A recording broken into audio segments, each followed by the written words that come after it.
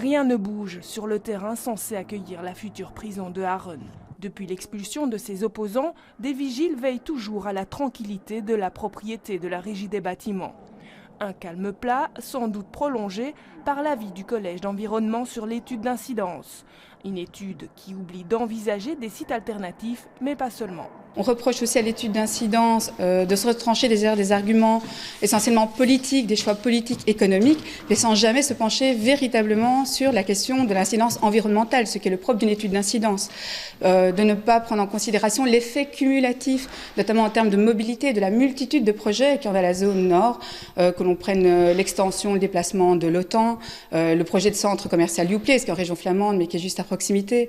On sait qu'il y a le nouveau Décathlon. Il y a de nombreux projets immobiliers dans la zone. Et donc, tous ces projets vont évidemment générer du trafic automobile.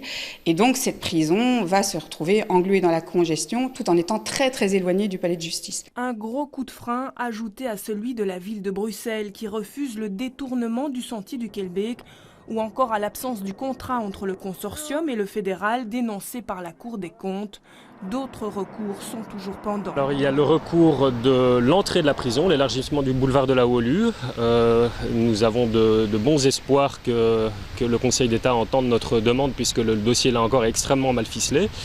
Il y a également un recours sur la dérogation à l'ordonnance nature, puisque Cafaso a obtenu le droit de détruire la biodiversité sans plus de procès. Le consortium Cafaso n'a pas souhaité réagir à l'avis du Collège de l'environnement.